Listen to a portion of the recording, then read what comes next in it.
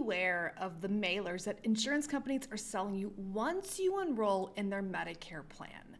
In this video, I want to talk about a letter that one of my clients received that looks harmless at the surface, but if she were to have signed it, it could have big implications. I'm Emily with the Medicare Coach. We are an independent, fee-based Medicare consultant helping our clients easily make their right decision, no matter what their situation is, but to have the best healthcare while also protecting their retirement savings. So let's talk about what does this letter say and kind of what to expect once you join a Medicare plan. So when you officially join a Medicare supplement, a Medicare Advantage, or a Part D drug plan, they tend to send you things in the mail. The usual things are your card, right? Your insurance card for that plan. And the second common thing is a bill, okay? How do you pay your premiums for that plan that you enrolled in? So those are all very common. But we're seeing more often that companies are including extra mailers, extra things, extra requests when people join certain plans. And so I want to talk about my client who got this letter from an AARP supplement plan, talking about a Part A deductible waiver. And at the surface, the letter seems pretty innocent and not have a ton of implications on her.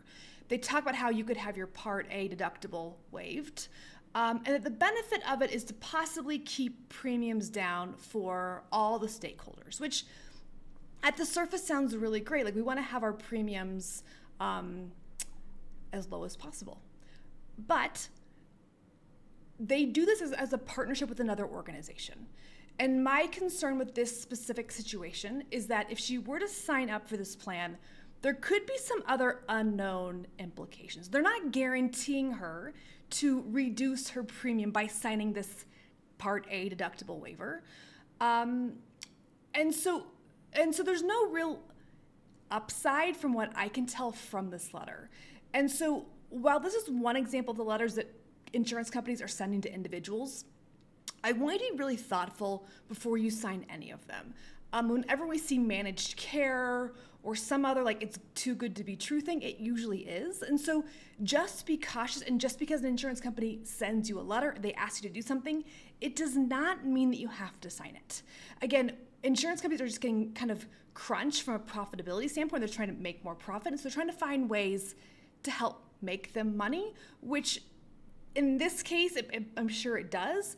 But if it doesn't benefit you, then I don't know why it's worth the risk. And so again, my point is that let's be thoughtful and let's be looking out for our own best interest, not the insurance company's interest, to ensure that you are protected no matter what your future holds. So again, I'll put you've seen the picture of the letter here.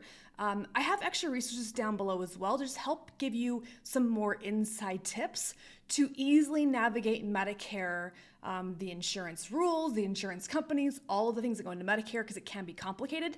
And I want you to do what's right and best for you. Too many people make that wrong Medicare decision or do things that seem like it's not a big deal when it really is. So please be thoughtful. You've paid into Medicare for decades now, so let's get the most out of your Medicare benefits. Again, I'm Emily with the Medicare Coach, and make sure you like this video to get more inside tips to help you get the right healthcare, again, to protect your healthcare rights and your retirement savings.